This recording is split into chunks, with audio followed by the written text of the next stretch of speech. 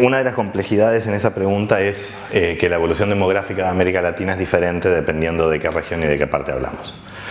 Pero yo me voy a centrar primero en los dos desafíos más importantes que yo creo que enfrenta la región que podemos considerar que se encuentra en un periodo de transición demográfica madura o casi terminada. ¿Sí? Esto incluye a los países de Uruguay, Argentina, Chile, Costa Rica, Brasil, México y algunos otros.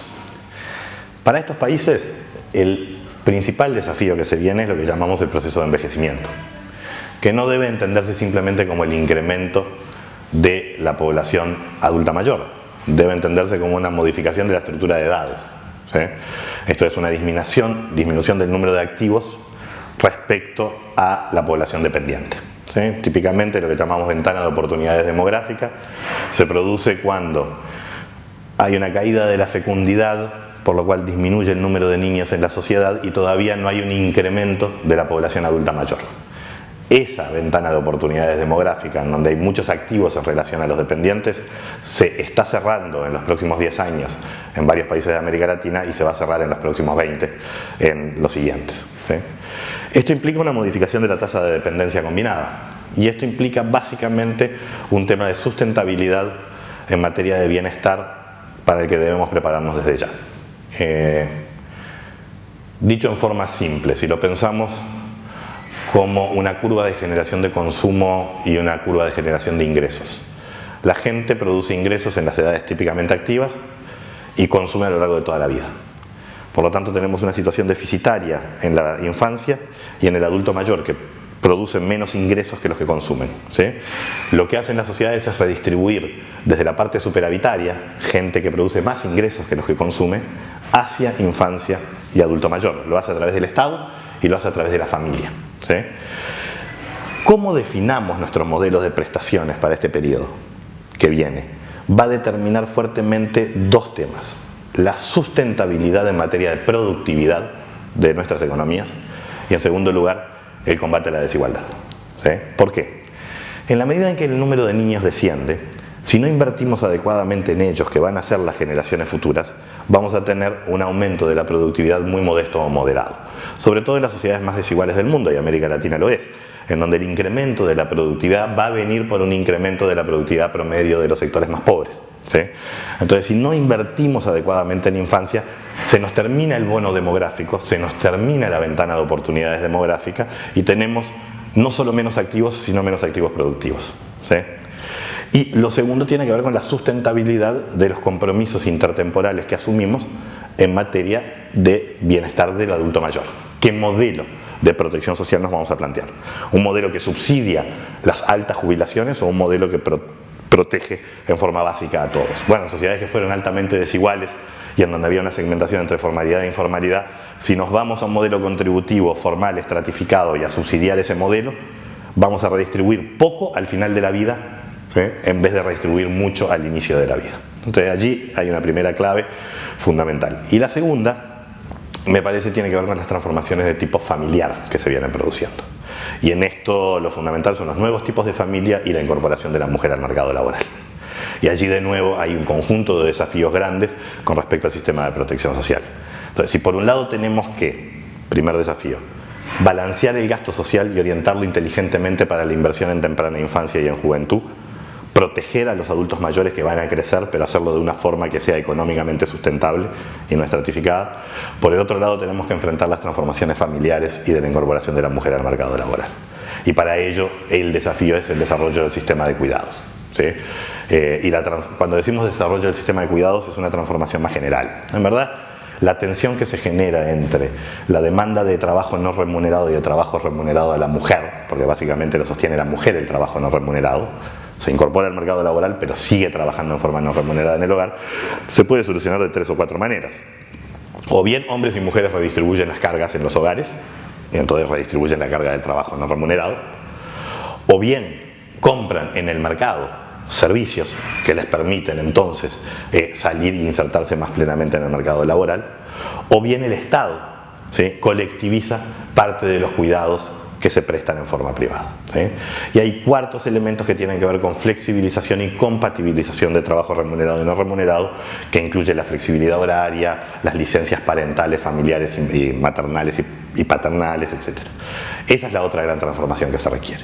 Ordenar nuestro sistema de transferencias monetarias hacia infancia y hacia adultos mayores de tal manera de aprovechar lo que nos queda del bono demográfico, y por el otro lado modificar nuestra matriz de protección social en una lógica mucho más de cuidados, ¿sí? Que redefine y potencia la incorporación de la mujer al mercado laboral y nos permite aprovechar también lo que nos queda del bono demográfico, porque si pensamos en la curva que yo señalaba, la curva de generación de ingresos, ¿sí? Que entre los 20 y los 60 años la gente genera más ingresos que consumo, bueno, eso es cierto sobre todo para los hombres. No lo es tanto para las mujeres. ¿Por qué? Porque muchas mujeres se están cargando con trabajo no remunerado. En el fondo es pasar de una sociedad que produce servicios y bienes en forma preindustrial en el hogar a una sociedad que empieza a producir bienes y servicios, una parte importante de esos bienes y servicios que son de cuidado, en forma postindustrial de servicios, ¿sí? A partir de un Estado que ayuda a construir los mercados y ayuda a generar los servicios gratuitos, ¿sí? Para esta incorporación de la mujer. En ese sentido, el otro elemento positivo que surgiría de una economía de cuidados y de un sistema de cuidados universal, de acceso para todos los sectores, es que la incorporación de la mujer al mercado laboral ha sido muy estratificada. Se han incorporado las mujeres más educadas, se han incorporado mucho menos las menos educadas, por razones simples. No pueden comprar en el mercado servicios, tienen más fecundidad, ¿sí? Y en general las pautas patriarcales están más todavía articuladas fuertemente en las familias de menor nivel educativo que de mayor nivel educativo. Entonces, por estos elementos tenemos que esta gran transformación epocal que es la incorporación de la mujer al mercado laboral se produce en forma estratificada, con lo cual el combate a la desigualdad se resiente, ¿sí? Y ato los dos cabos entonces: invertir adecuadamente en infancia para pensar el problema de la transformación demográfica futuro, es también invertir en que las mujeres tengan autonomía económica, porque eso incrementa notoriamente las posibilidades de bienestar de los niños. Si ustedes se fijan, en el último tiempo América Latina disminuye mucho la pobreza, pero la torna más feminizada y más infantilizada. Para enfrentar esos dos desafíos se precisan estas dos transformaciones que yo estaba indicando. Otras transformaciones a las que no me voy a referir, pero que son muy importantes, son las migratorias, ¿sí? Y eso requiere de otra discusión, tanto en lo que es la migración internacional o entre países, como lo que es todavía un proceso de migración campo-ciudad y sobre todo un proceso de migración intraurbana, con proceso de segregación. Allí hay otros dispositivos, pero bueno, son para otra historia.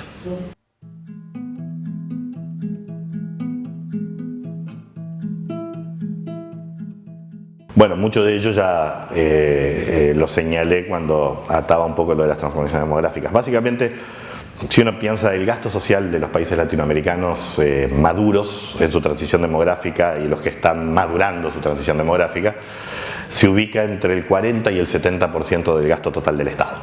El grueso de lo que gasta el Estado y de lo que va a gastar el Estado va a ser gasto social, entendido por gasto social: gasto en pensiones y jubilaciones, en otras transferencias monetarias, gasto en salud y gasto en educación, más gasto en vivienda y algunas otras cosas.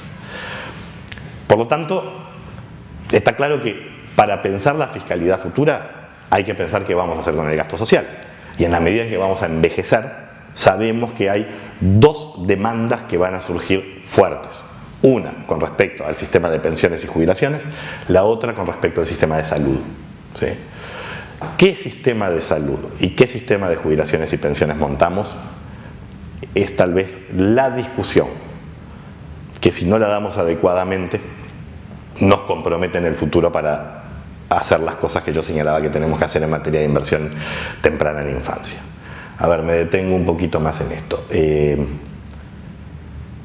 Dicho conceptualmente y dicho en una forma que tal vez no es la más agradable, en una sociedad altamente desigual y segmentada, el modelo contributivo para salud y para seguridad social, a mi juicio, no es el adecuado. ¿Por qué? Y esto es más feo de decir aún.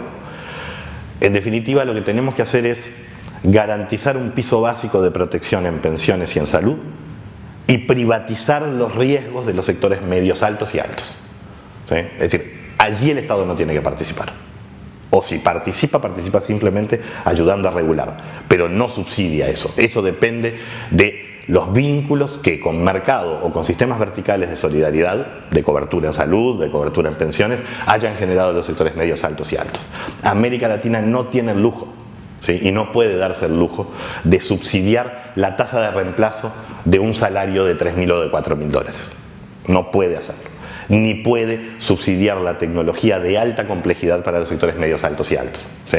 Entonces, allí hay decisiones muy complejas a hacer, ¿sí? Y estas decisiones implican la construcción de un modelo de universalismo básico, a mi juicio, para tercera edad, ¿sí?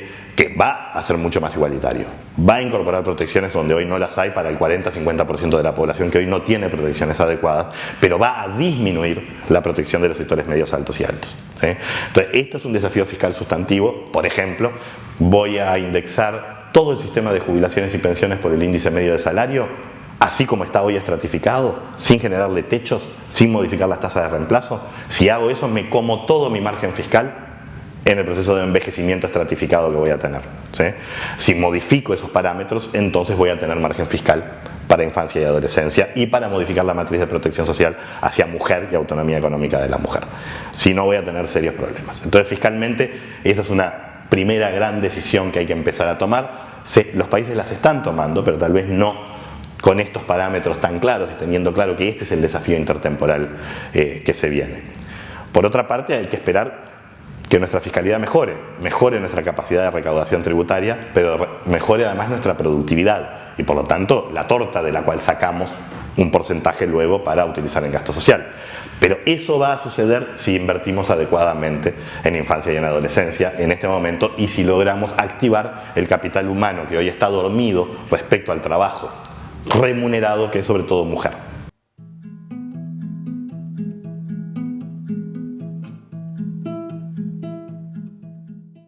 Bueno, de Europa hay elementos positivos y negativos, es decir, hay lecciones a aprender y lecciones a evitar, digamos, o si se quiere, prácticas a evitar. Mi impresión es que cuando uno mira, Europa no es una, y Europa tiene diferentes modelos. Lo planteaba ayer en el seminario, lo planteo nuevamente aquí. A mi juicio, el modelo que mejor ha solucionado el problema de transición demográfica y transformación familiar e incorporación de la mujer al mercado laboral ha sido el modelo escandinavo, ¿sí? Ese modelo yo creo que tiene muchas cosas para ofrecernos, no es que uno las vaya a copiar, pero entender cuál es la naturaleza de las herramientas que usaron, por qué las usaron, con qué características.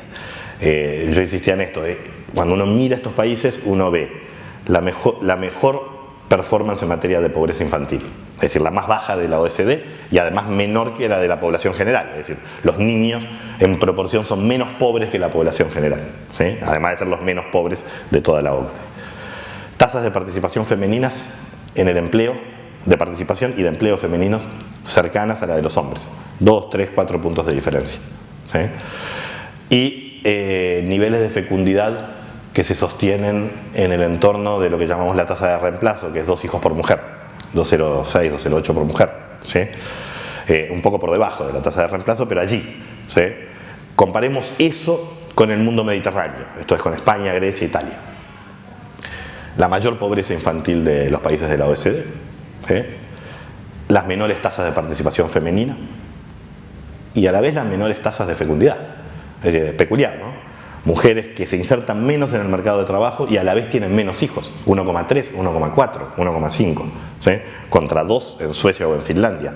Y tasas de participación de empleo de 60 en las mujeres españolas contra 80 en las mujeres finlandesas, noruegas o suecas.